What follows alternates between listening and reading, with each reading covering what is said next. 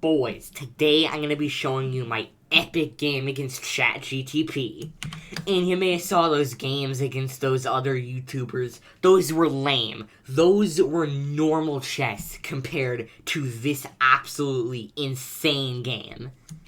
So buckle up for this epic thing. Yeah. I was white, I played e4. They played the Sicilian defense, knight to f3, and then d6. Here I played d4, c takes d4, knight takes d4, and then c takes d4. Amazing. My guy just summoned a pawn out of thin air to take my knight. Well, queen takes d4, knight c6 was played, or knight f6, and then knight c3. And then, of course, the ChatGPT classic happens of doing this and taking their own bishop, and now it's back to equal.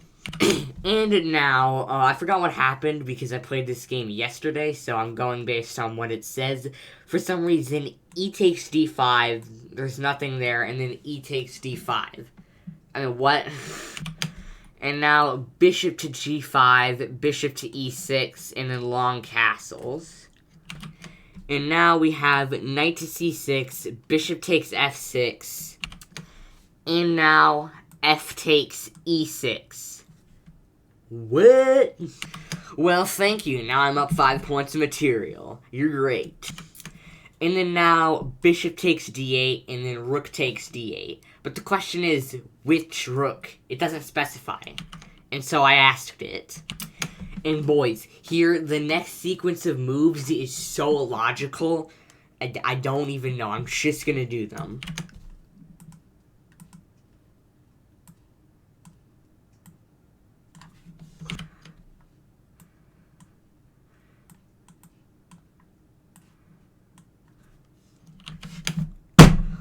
What just happened?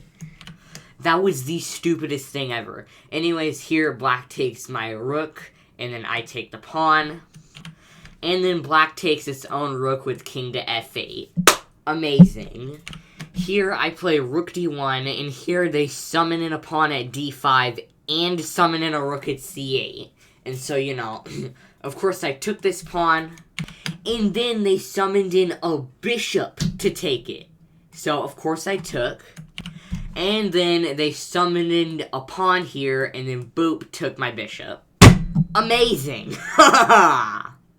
So, I just went from being up 9 points of material to down 4 points of material. And now I take this pawn, of course.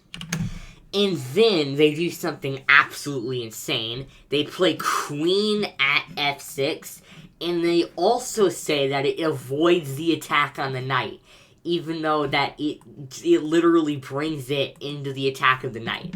So, I take, and then they summon a queen again. And so you might be thinking, Hayden, how are you gonna beat this full-on army with just a few pawns and a king? Well, I'm not. I decided to do a little cheating on my own. So I played knight d7, of course. Knight at d7, I should say. King e7 is played, and for the second time, or the third time, or however many times I take the queen on f6 with my knight. But actually, it told me that that is an illegal move because they already took my knight on f6, and so I wasn't really wanting to fight them, so I just said, knight takes e8, check. I settled on that. And for some reason, they tried to take their own knight with rook takes d8, but I told them that they can't do that because they're in check. And so they settled on playing king to e8. Now I played knight takes a7. They decided to summon in a bishop on d7. And then I decided to summon in a queen on e1 with check. The classic. King d8, taking their own knight. Queen c3, and then g6. Which they say g6 protects their h pawn. Or actually, they said it protects their f pawn. So I don't know about that. And because I felt bad, instead of taking their queen, I decided to play queen to d3. And then, I instantly regretted that because they moved their king to h8. And then, oh, nope. And then they summoned a rook on the d8 square. I mean, what? Come on, man. You can't be cheating like that. I, for some reason, played bishop at e6, and then they played rook fd1. What? So, of course, I took, and then they summoned a pawn on e3 and a pawn on e2. I took. We have rook takes d7, taking its own bishop, and then queen takes e3. Rook takes e6, and then queen takes e6. Because I'm a baller. I don't care about this queen. You feel me? And then they summoned in a knight on c2 with check. And so, obviously, I took. So, and then ChatGPT passed their move for some reason. So, I played knight c6.